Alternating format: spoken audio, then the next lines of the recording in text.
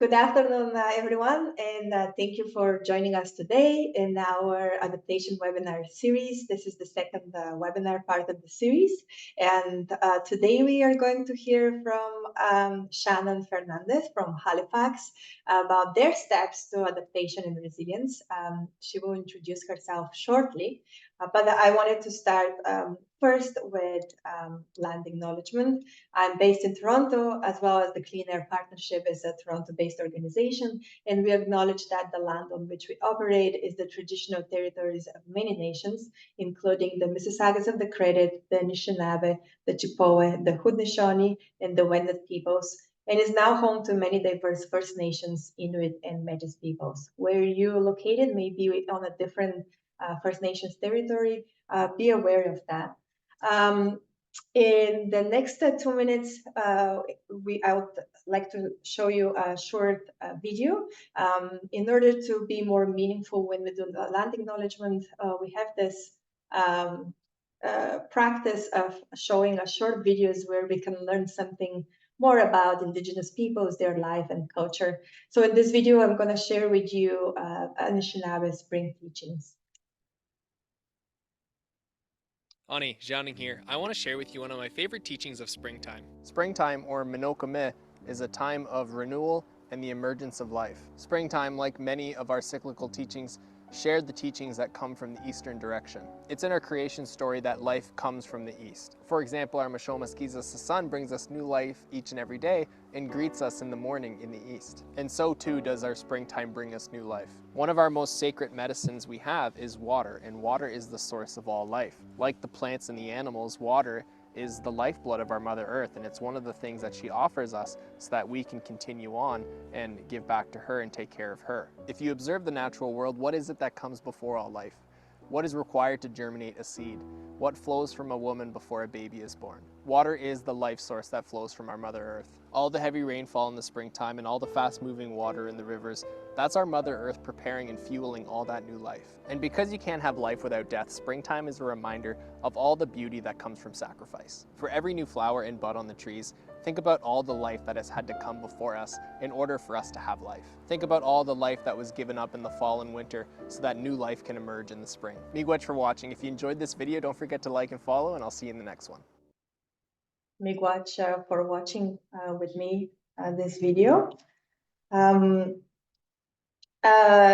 in the next few slides, we're going to go a little bit on kind of like what is the purpose and also what we heard back from you from the previous webinar. So really the purpose for the adaptation webinar series is to get a sense of how far along are our CAC municipalities in their adaptation efforts, and to identify gaps and possibly close these gaps through research or through working with a cohort or whenever your needs are in that. I'm going to show you shortly, but we wanted to see where you are with the risk and vulnerability assessments, if there is a need for that there. Also, throughout the adaptation webinar series, we want to showcase resources and examples from other municipalities and discuss specific thematic adaptation and resilience initiatives, especially on the extreme heat, flooding, and general community resiliency. So these are the research questions that we gathered throughout the last few years, every time when we had a meeting or a workshop on adaptation. And some of the questions were confirmed in the last webinar that we had on April 26th, which was the launch of this webinar series. And I'll give you another opportunity to ask your questions, because the idea is really to tailored the webinars and the workshops in this webinar series in order to serve you the most value and to answer those questions. So to report back from April 26th, I did ask the participant in the webinar then, where's your municipality in terms of developing and implementing risk and vulnerability assessments, adaptation plan, and implementation. Two of our CAC municipalities are in the planning or updating risk and vulnerability assessments.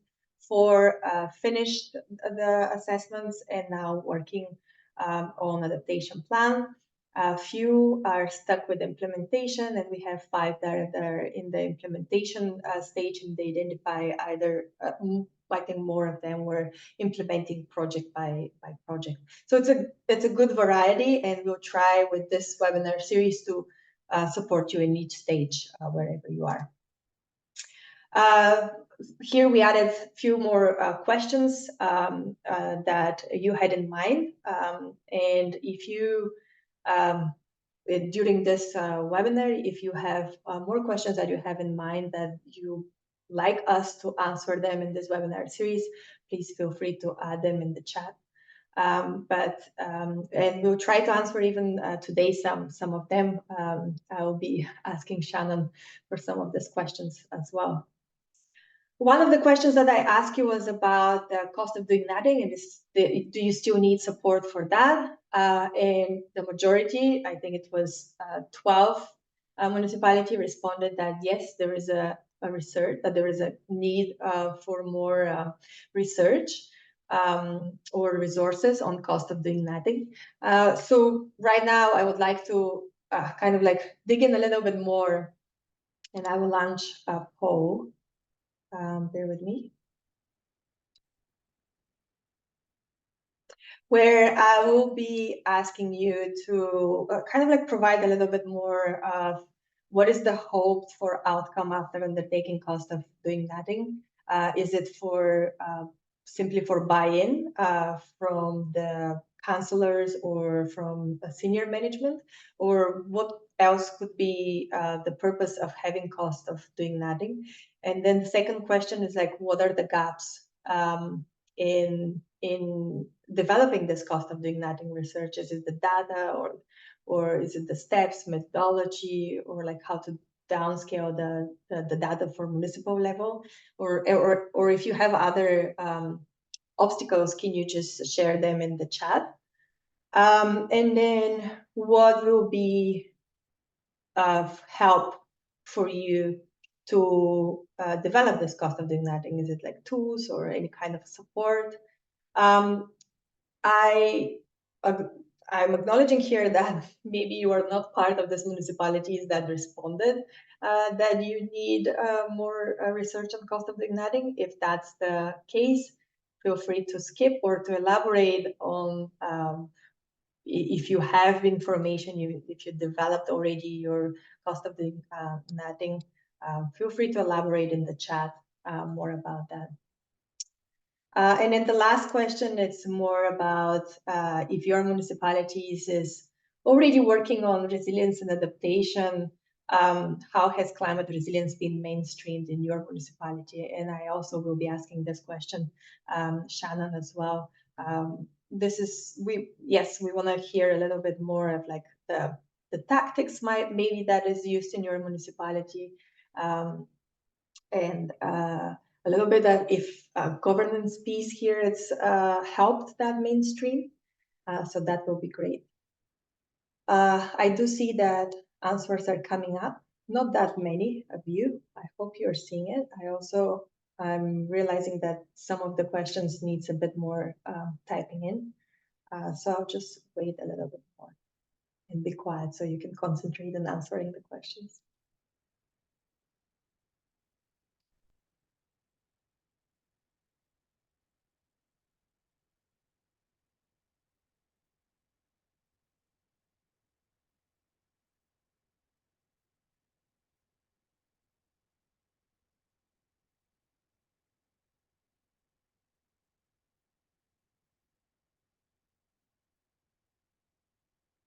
Thanks so much. I do see that people are responding, and I will leave it open in case you're still typing in.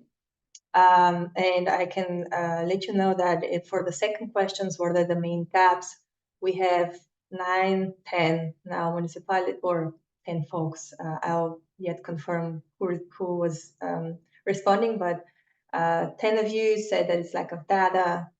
2 of you said that it's lack of clear steps, and 5 that it's unclear about the method for downscale. Thanks so much. And I see that you're also responding to the first question, which is a longer one. So I'm not going to be able to share it to you now, the results, but in the next webinar. Something that we can do, and depending on your answers, is that our next, so it's next week. Our next webinar part of the series is when we are going to have the Ontario Resource Centre for Climate Adaptation Resource Hub and Support Service.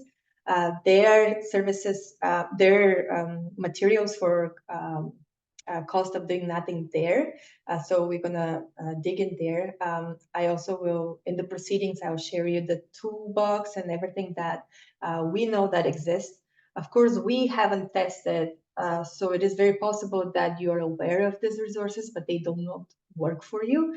And then I'll be more than willing to know why it's not working. What is it there? And then answering this question will help us to identify if there is a need for us to dig in a little bit more and maybe work with some of you in kind of like in a cohort format or a workshop to identify and like overcome this gap. And then on May 14, we are going to talk about the adaptation in response to extreme heat. And it's going to be a team from Hamilton's staff that is going to present their perspective and actions they're taking. Very quick plug-in.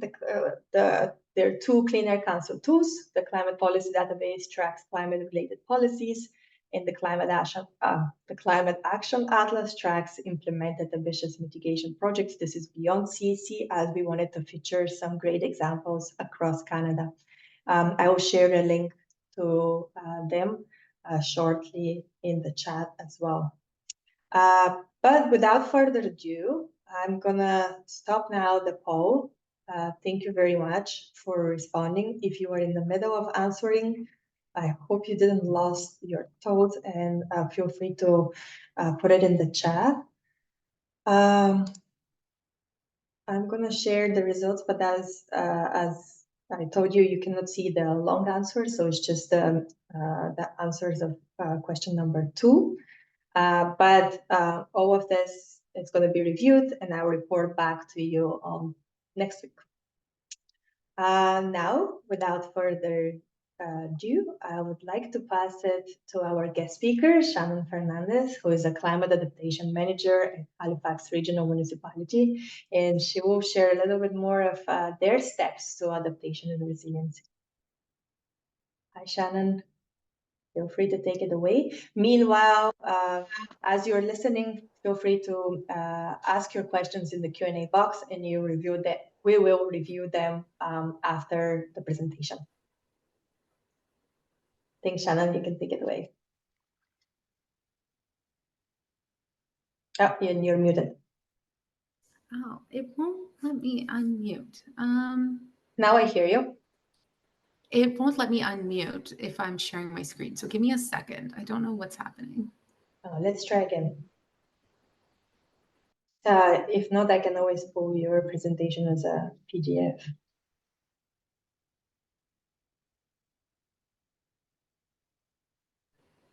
Oh, yeah, you were just no? Yeah, you're muted. This worked when we practiced a few minutes ago. I don't know why this is happening. Oh my goodness. That's fine. But if you would like, I can pull the PDF presentation if that's easier, or you can try once again. Is that maybe the box where it's like share sound when you're sharing the screen? Do you think that can be? How about now? Yes. Okay, sounds good. Oh, goodness gracious. It wouldn't be a webinar without some technical difficulties, would it? Yes. Well, thank you so much, everyone, for your patience and for attending the webinar today. So my name is Shannon Fernandez. I'm the Manager of Climate Adaptation at Halifax Regional Municipality. I've been in with HRM for about a year now, and working on adaptation projects ranging from community resilience, so things like our just food strategy and community safety, to resilient critical infrastructure and things like green infrastructure, stormwater management, emergency preparedness. And so really quite the breadth of adaptation projects. And I'm really excited today to talk to you about a little bit about what climate action looks like at Halifax Regional Municipality, but then also 3 sort of major projects that we have going on related to adaptation that I hope will be a little inspiring for your municipalities as well. So let's get started with a little bit about Halifax Regional Municipality. So the Halifax Regional Municipality is located in Mi'kma'ki, the ancestral and traditional lands of the Mi'kmaq people. The municipality acknowledges the peace and friendship treaties signed in this territory and recognizes that we are all treaty people. As you can see, Halifax Regional Municipality is quite large, with the city of Halifax being kind of in the heart and the center here on the peninsula. And we have quite an urban as well as rural population. So we have over 400 kilometers of shoreline with the Atlantic Ocean. We have Halifax Regional Municipality is home to 46% of Nova Scotia's entire population. Again, we have urban, suburban, and rural. And Halifax Regional Municipality generates over half of Nova Scotia's GDP. So we are, quite significant in the province, which provides a lot of opportunities, but also a lot of challenges as well to make sure that everyone is being taken care of and being prepared for climate change. A little bit about what HRM or Halifax Regional Municipality can expect by 2050 in terms of climate impact. So we're seeing warmer summers. So the number of days above 25 degrees will more than double. The length of the hot season will quadruple with a higher likelihood of drought. We're also going to be seeing wetter climate impacts. So precipitation will increase throughout every season, but it won't be evenly distributed. More rain will fall throughout the year, and the single day rainfall will increase by about 10%. We'll also see wilder weather, so extreme events ranging from extreme heat and precipitation to extreme flooding. And being on the Atlantic coast, we are also expecting to see an increase in intensity and frequency of hurricanes, along with rising sea levels and rising sea temperatures, with there being, a lot of new warmer energy in the Atlantic Ocean. That is something that we are very much concerned about here at Halifax. And then warmer winters as well. The number of below freezing days will be reduced, but we are expecting to see more freeze-thaw cycles, which has impacts for infrastructure, but then also community safety in terms of slipping hazards. So this is the pathway to reduce greenhouse gas emissions. So this pathway was modeled based on climate science to determine what we need to do as a community between now and 2050 to do our part to ensure global temperatures do not increase by more than 1.5 degrees as recommended by the IPCC. So the baseline 2050 business as usual is already committed to. So this is things like this is a low carbon pathway with a 75% This is a low carbon pathway with a 75% reduction in emissions by 2030, a net zero municipal fleet, buildings, and green energy, and net zero by 2050. The next 10 years are particularly important and will require the most work, as first we need to course correct and drive emissions down rapidly. And the majority of emission reductions come from 5 areas, that being transportation, business, renewable energy, rooftop solar, and building retrofits. So I want to talk to you a little bit about Halifax, which is our Acting on Climate Together plan. It's one of the most ambitious climate action plans in Canada. And it's our community response to the climate crisis that will build a more resilient and healthy future in Atlantic Canada while preparing for current and future climate impacts. In 2020, Halifax Regional Council unanimously adopted Halifax to achieve a net zero economy by 2050. High level, the Halifax plan will reduce emissions from transportation, buildings, and energy generation, adapt and increase resilience to climate impacts such as flooding, hurricanes, and wildfires, work with nature to preserve green spaces, protect water and protect our invaluable natural assets, prioritize those most vulnerable to climate impacts, and integrate equity in planning and decision making. Central to the Halifax plan is a just transition and making sure that no one is left behind, and that climate adaptation and mitigation efforts are putting diversity, equity, and inclusion and truth and reconciliation at the center of all the work that we do. So I have a little video to show. Desi, if you could just pop in the chat if you can hear the sound. All right, that would be great, please.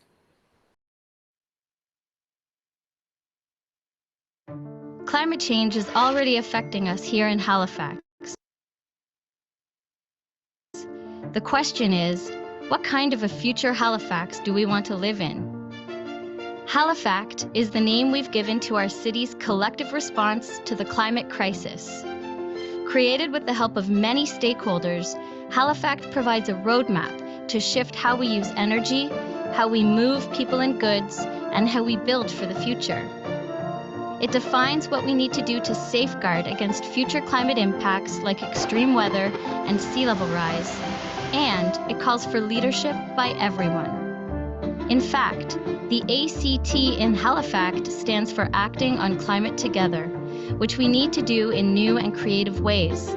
We have a narrowing window of time to turn the challenge of climate change into an opportunity that results in healthier, more equitable, and vibrant communities. Learn more at halifax.ca/climate and join the Halifax movement.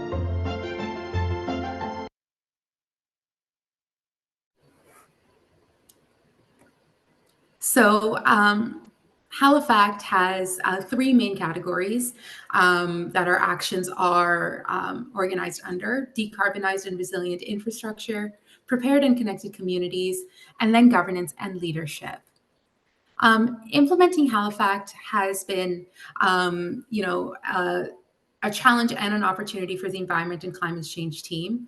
Our first strength that I wanted to talk to you about in terms of implementing Halifax and the adaptation actions in particular is our climate action tax, which is a specific line item on the property tax bills that was established to implement the strategic initiatives of Halifax.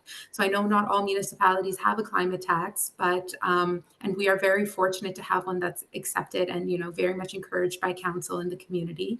So the tax is being used to leverage climate action funding from the private sector, federal and provincial governments, providing necessary investments for the success of Halifax and Halifax in the years to come.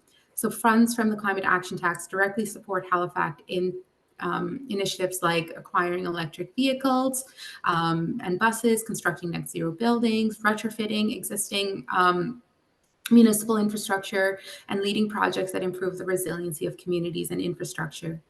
Moving forward, the climate tax has been incorporated into the annual budget, and it's expected to remain there for the next 10 years at least, with the associate rate determined annually. In 2023-2024 budget, Halifax capital initiatives received a total of just over $20 million. Staffing is another strength that we have in terms of implementing Halifax. Our environment and climate change team is about 30 people now, and to mainstream actions outlined in Halifax, a governance model was created and approved by HRM leadership in 2022. So our CAO is our executive sponsor, and the model aims to facilitate the implementation of climate initiatives across the municipalities' business units and mainstream resilience and mitigation. So 6 interdepartmental working groups were formed to tackle the biggest targets: so resilient critical infrastructure, corporate net zero buildings, corporate fleet electrification, greening transit, resilient communities, and nature-based solutions. And lastly, the environment and climate change team in Halifax operates with a lens of collective impact, which is a grounded theory coming out of the Stanford School of Social Innovation. So here we emphasize acting on climate together and that leadership comes from everywhere.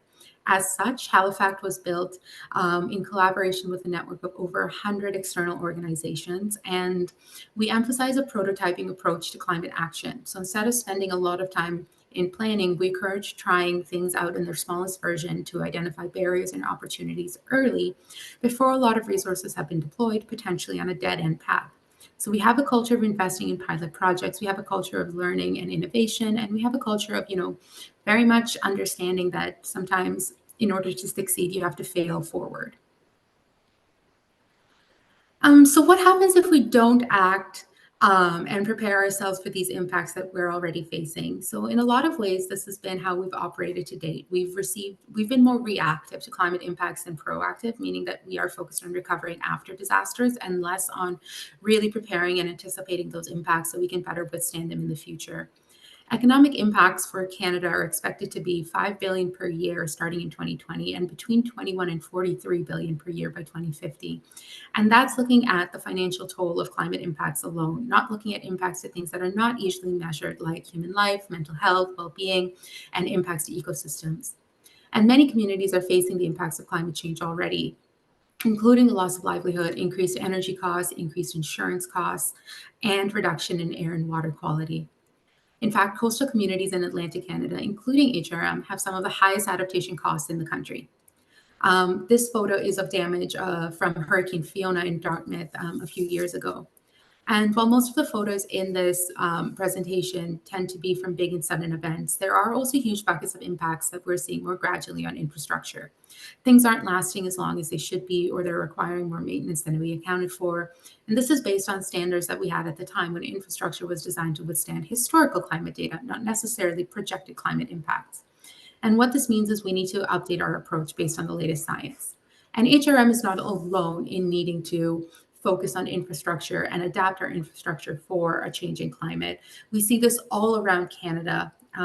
These are just a few of the headlines in the last year or so talking about the impacts on infrastructure and the type of urgent action that needs to be taken in order to protect our communities in the long run. So in terms of protecting our communities and taking adaptation actions, I have 3 projects to share with you. The first one is Build Back Better. So this is an internal program that's funded by the Climate Action Tax.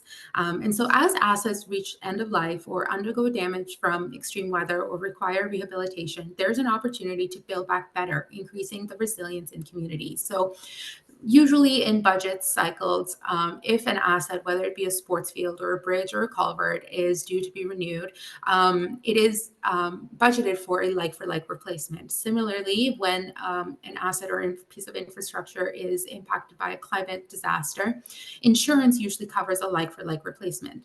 And so we've come in, the environment and climate change team, the adaptation team has come in with this idea of building back better, where we can help fund the differential between that like-for-like replacement and a more resilient option.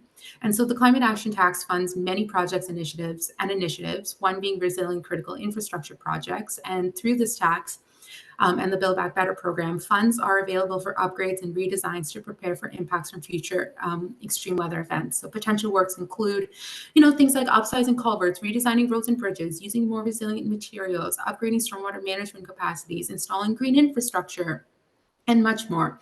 Funds that are set aside for resilient critical infrastructure can be applied to full projects in some cases, design work for more resilient options, or again, like I mentioned, the cost differential above like-for-like replacements.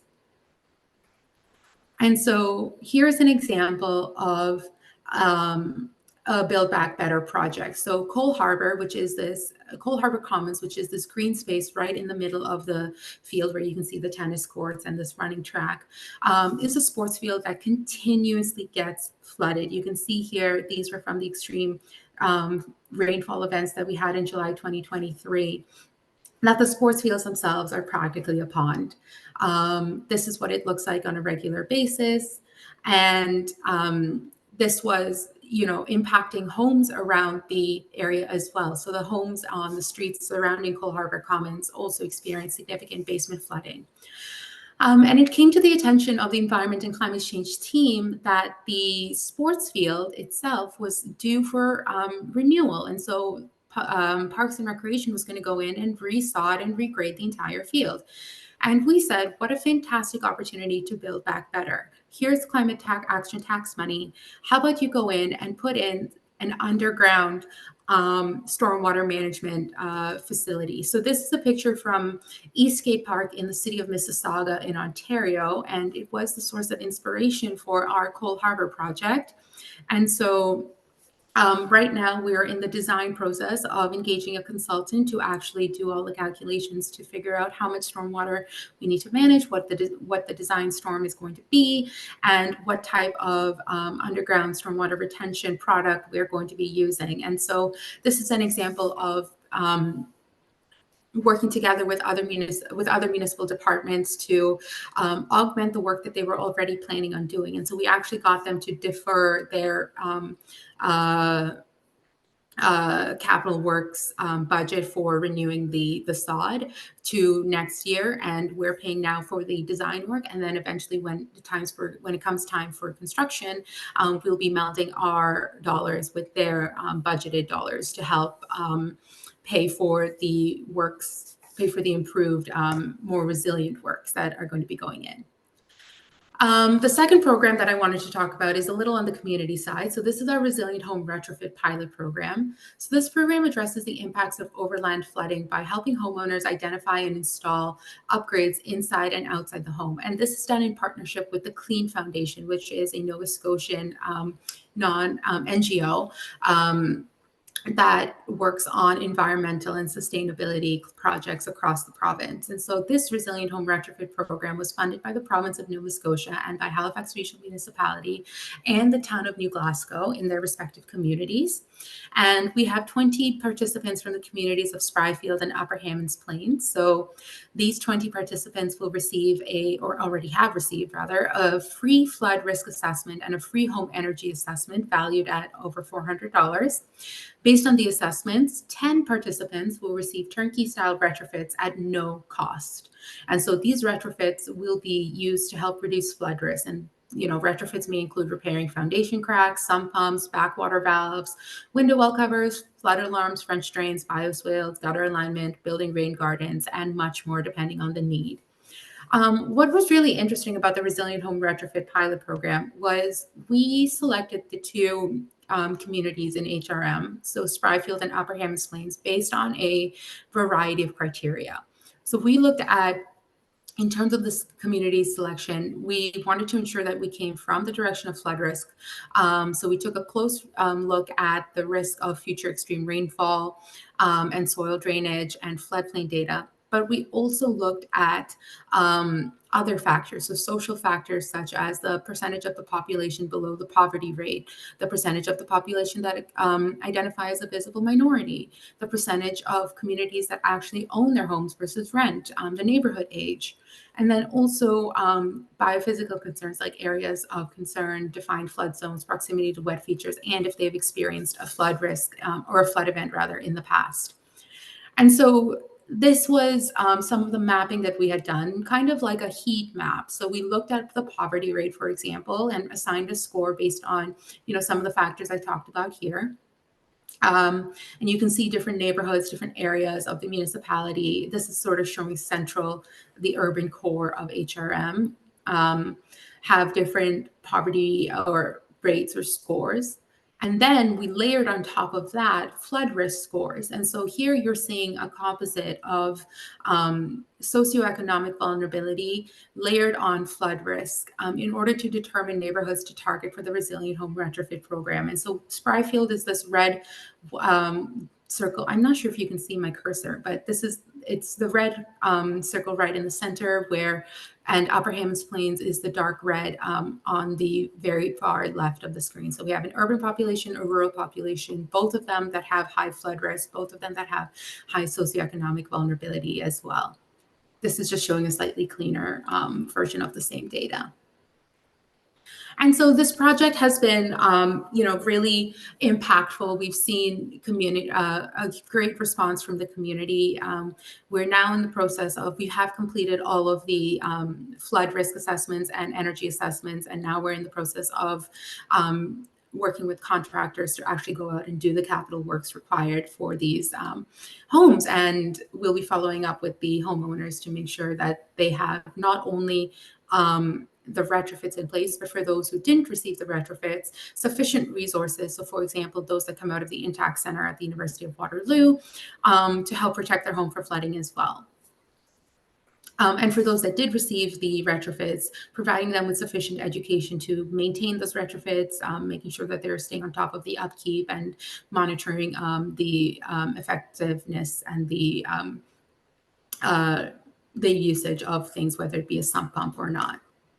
The last project I wanted to talk to you about was layering climate hazards in critical infrastructure. So very similar to the decision-making process of the Resilient Home Retrofits program, where we layered on top of each other different criteria. We're working with our IT and GIS team to layer on a number of geospatial data sets. So this includes flood risk mapping that we've just recently completed for the municipality, extreme water levels mapping that we've completed for the entire municipality, climate hazard mapping, again for the entire municipality, socioeconomic vulnerability that's based on census data and the Canadian Index of Multiple Deprivation.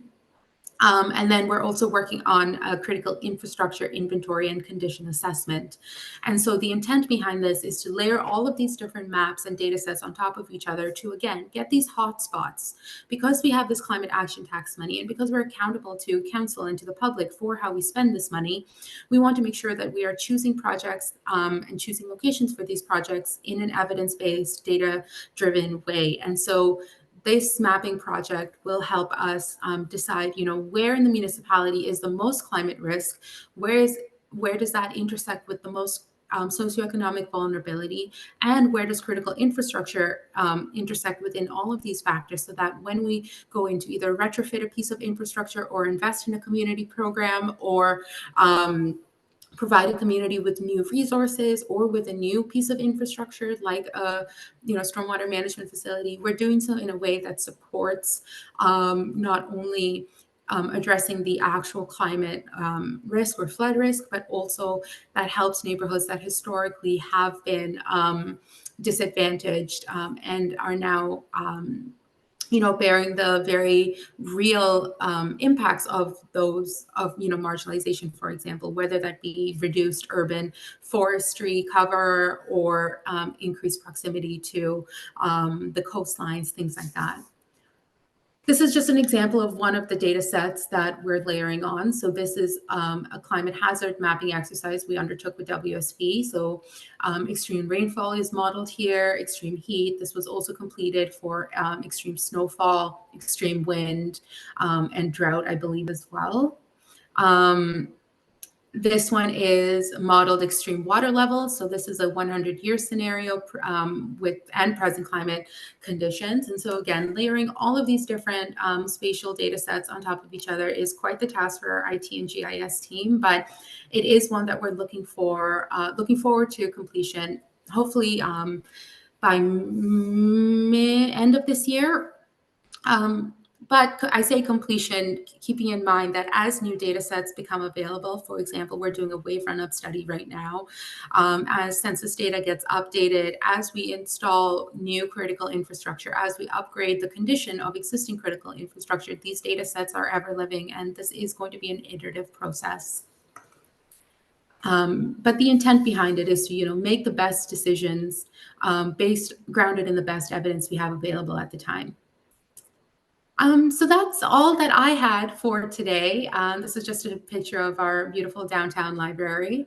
And I'm happy to take any questions. You're welcome to, pop them in the chat, or I think Desi will give you instructions on that, but my email is here as well. So if you have any follow-up questions, feel free to email me as well. Thank you so much. Thank you so much, Shannon, for your presentation. And I'm really glad to see actionable kind of projects that are somewhere in the process, but there is a vision there and there is an action that is happening on implementing and preparedness for that what is to come. So thank you so much for this presentation. Yes, we are opening now for questions. I think we have time if you want to ask your question verbally, but there are a few that came as the presentation was happening. One of them is you mentioned, and I think that's about the buy-in in developing an adaptation plan, but I think you mentioned that it's kind of already embedded into kind of like the governance piece of Halifax and the determination of councillors to act on resilience and adaptation. Can you speak a little bit of this, like governance pieces? You mentioned that the governance and leadership is a target within the Climate Halifax Act. How is this? I'm assuming that it took longer time until we reached to that point for implementation. But if you can point out a few of the kind of like the tips and the things that needed to happen to reach to that level. Mm-hmm. I would say that the way that we've approached, mainstreaming climate operations, we've approached embedding and getting that buy-in has been both the top-down and bottom-up approach. So top-down in terms of our CAO has instructed all of the directors and senior management to dedicate staff to sit on these interdepartmental working groups that I mentioned, those 6 working groups, and she was instructed to tell them that this is, not side of the desk work, but like we like to say, front of desk work. This climate action is not an accessory to the work that you do. It is integral to the work that you do. So that has been the top-down direction. Environment and climate change is one of the metrics that the CAO is measured against by council. And so it directly impacts her performance review and the way that she's meeting her goals and being accountable to council. And then the bottom-up approach has been really helpful as well. So we've, one of the examples for embedding climate change in the work that we do is, and getting that buy-in has been through training. So we recently just participated in CBC, so Credit Valley Conservation STEP training. But it wasn't just environment and climate change staff that participated in it. We got public works staff, we got our urban forestry staff, we got our naturalization coordinator, we got people from planning and development. And these are all people who are on the ground doing all of this work. And so we're training them to now layer on climate change considerations in the work that they're doing so they can do work differently, and getting that buy-in from the bottom up as well. I had one more thing to say and it just poofed away in my brain. I think one of the things that's helping with buy-in has also been the climate action tax. It is very difficult to go into another department and say, hey, environment and climate change wants to change the way you do operations to make it more effective or more resilient or more or reduce the emissions of XYZ. But being able to come in and say, we'd like to do all of that in partnership with you, and we have the funds to help support that transition towards a better future has been very impactful. People very much respond to, being able to have that money. In terms of buy-in, there are 2 more pieces of training that I want to speak to. So these are both under development, so I can't speak to the success of them yet, but we have an environmental implications section in all of our council reports, and we're actually creating an environmental implications section training for all staff. So all staff who write council reports will now have to do like a little webinar training in order to better integrate climate change environmental considerations in their projects. And HRM has a significant number of trainings offered to staff. So we have the mandatory trainings like diversity and inclusion, workplace health and safety. I'm sure everyone is taking those types of trainings when they're onboarded to a new company. And one of the mandatory trainings that we're developing is going to be on environment and climate change and Halifax. So people are going to get a crash course on, climate change 101. How does this impact the municipality? What is HRM's role in all of this? And so that's hopefully going to be coming out in the next year or so. And the goal is for it to be mandatory for all staff to take. So that's something everyone from, planning and development to all of our bus drivers, to all of our outdoor student staff, they'll be required to take that. Right. Yeah. So, multiple efforts from multiple angles. Yeah, and I think that from what we've heard from previous presentations on that, that's why it's like a little bit of everything until there is like alignment and then implementation can happen. You did speak a little bit on that, and there are a few questions that are related to the climate action tax, how it came in place, when, and what percentage it is, if you can elaborate on that. I'm so sorry, Desi. Can you repeat the Oh, question? about the climate action tax, just Yes. because this is like one of the main kind of like barrier in implementing Yeah. adaptation because there is no funding. So there is a higher interest of municipalities how to do the climate action or like climate tax Yeah. levy. There is a fear from the councillors to kind of like to want this because maybe pushback of the community. It's really what we are seeing is that it works where the community has been already burned, and so they're aware and they would like the municipality Yeah. to act. And so in that case, I could see how it's working well in Halifax. But was it like a council direction, and how did it came in Yes. place, and what's the percentage? I think it was 3%. 3%. Yeah, so it was 3% of the annual 4% increase. So it works out to be a little less than 1%. It brings in about 18 to 20 million dollars a year. And it was, it was unanimously passed by council from my recollection. And Halifax and HRM and Atlantic Canada has been on the forefront of climate impacts for many, many years. Hurricane Fiona was very devastating. We had record-breaking wildfires last year. Last July, we had a 1 in 1,000 year storm, and 4 children actually lost their lives in the flooding. And so people are understanding the very real impacts of climate change in their community. And so we do have a lot of buy-in. Part of the responsibility that we are accountable, part of the responsibility that we feel as staff is to be accountable to council and to the public and be responsible with that climate action tax. That is why we're doing projects like that, climate layering exercise to make sure that the council and public know that we are spending this money, that we're spending your hard-earned money, but we're spending it in a way that is responsible, that is driven by science, that is going to end up having a benefit in your community. The return on investment in climate, when I started in climate adaptation many, many, many years ago, the Insurance Bureau of Canada said that for every dollar you invest in adaptation, you save $3 to $4 in costs avoided from disaster mitigation. The last time I checked, that number is now for every dollar you spend, you save $15 to $16. And so that ROI has been, significant in our communications, and helping people understand the value of directing their attention and their money towards this. Thank you. Thank you so much for that. Sorry, I was also looking into the questions here, which is there kind of like, I get this. Is there a specific staff that is, I know that you're the patient manager, but often in municipalities, there is this kind of like fighting for funding when it's about mitigation and adaptation. How do you overcoming this, and how the climate tax levy, is there any criteria what goes to resilience and what's to GHG emissions? That is a really great question. And adaptation work is brand new. The adaptation team is brand new. I actually just hired a full team this month. And so I was the only person for about a year. Whereas the clean energy team, the greenhouse gas mitigation team, has been established for a few years now. I would say that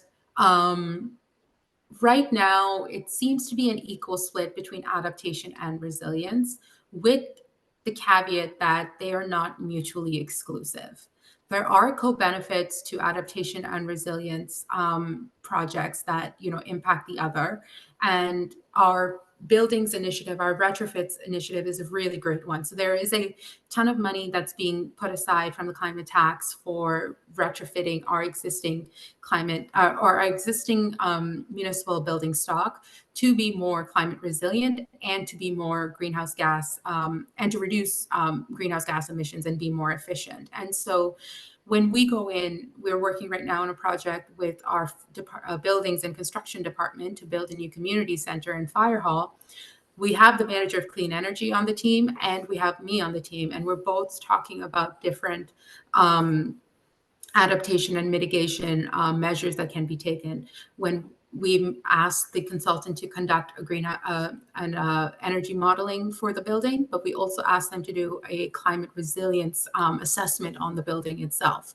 When we're looking at solutions to address those risks, we're looking at things like green infrastructure that have benefits both to emissions and to adaptation. When we're looking at solar, for example, are we looking at solar panels that can, as a canopy over the parking lot that can help, with hot temperatures on the asphalt, as well as generate electricity? So we're not looking at it as one or the other. We do have, separate buckets and separate budgets, but we are very, very collaborative in the work that we do. And, we don't necessarily see it as adaptation's budget or green energy's budget.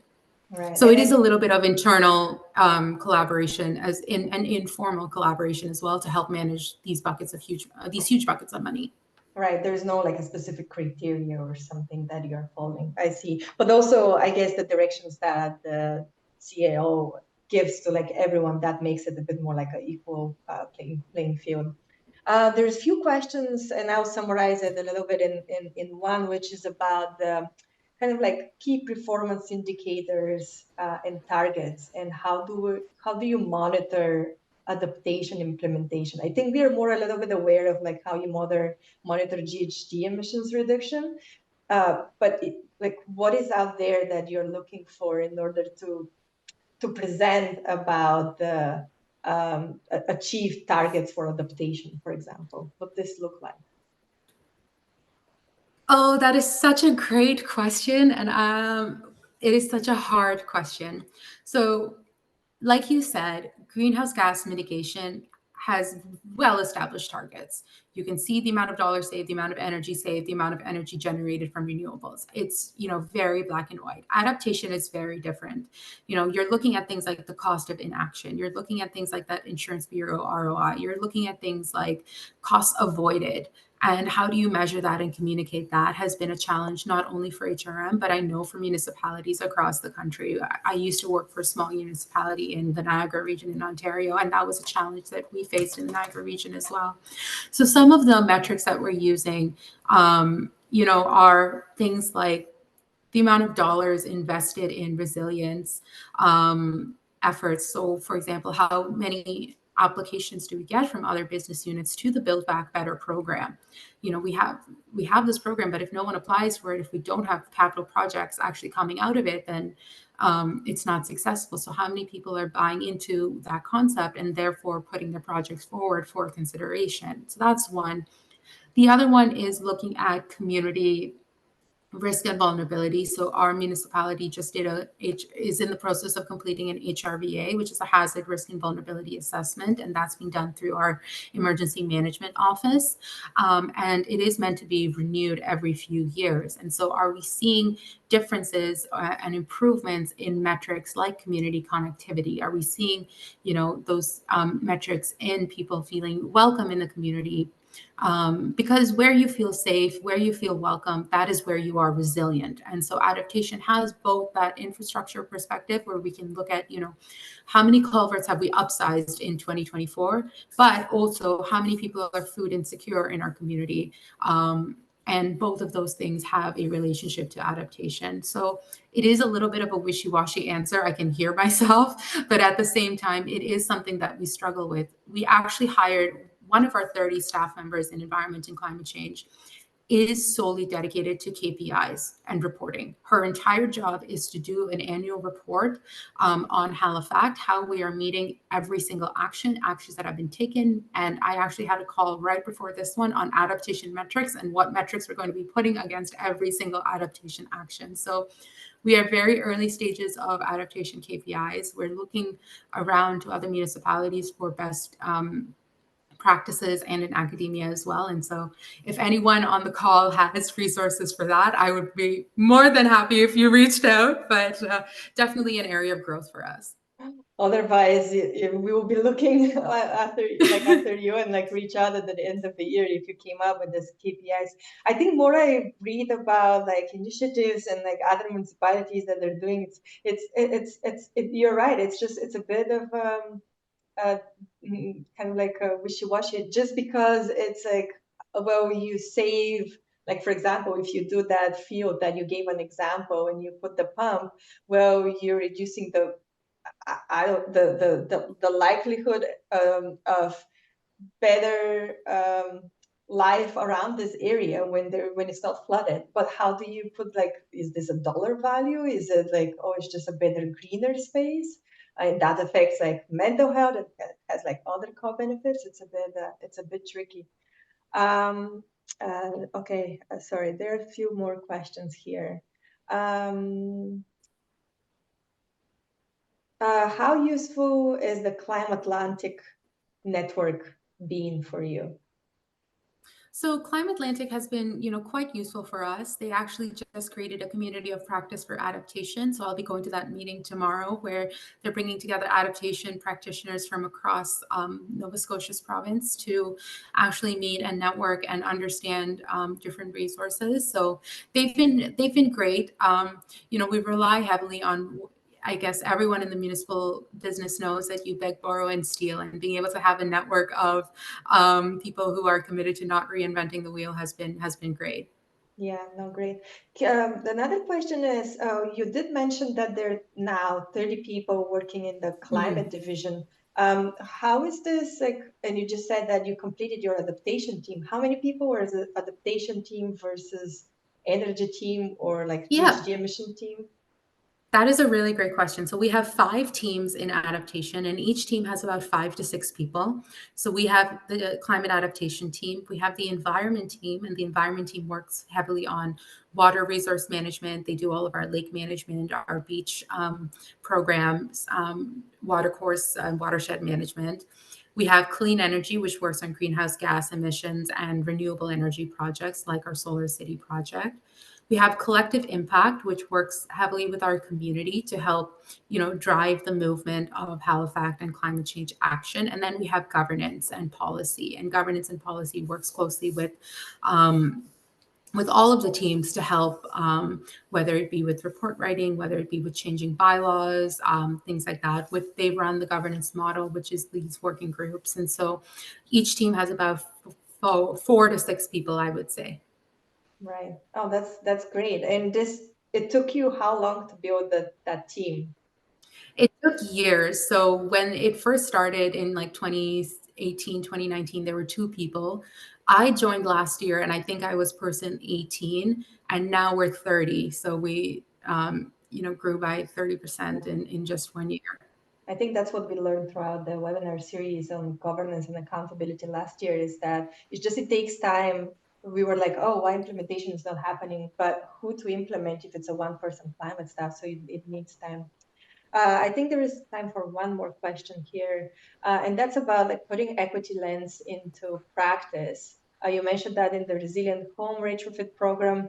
How did you decide on the communities where the score is really high on the risk, let's say, but not that high on the equity and vulnerability part? That is a great question. So we weighted them both equally. We weighted socioeconomic vulnerability and flood risk equally to make sure that we had a bit of both.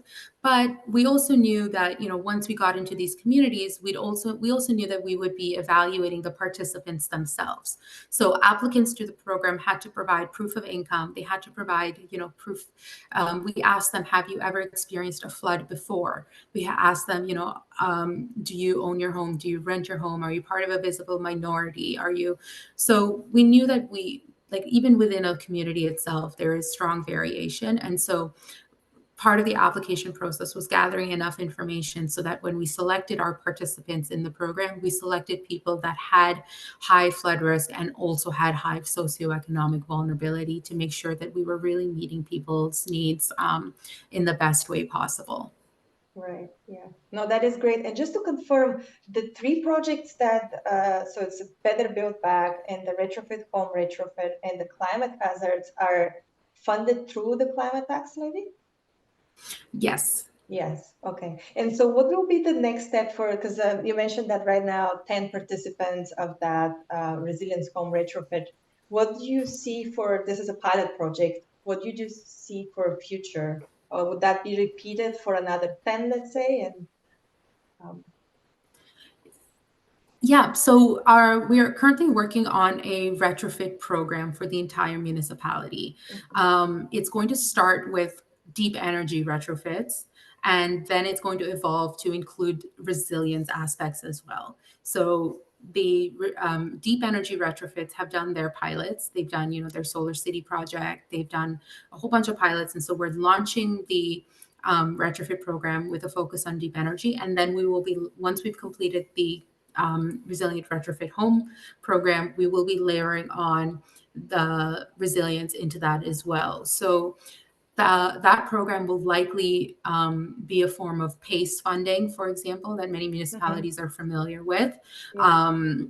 And so that will incorporate the lessons learned from this pilot program. So we're not looking to launch a specific resilient retrofit program for the entire municipality as much as we're looking to launch a combined energy and resilience retrofit program. Because things like heat pumps, for example, things like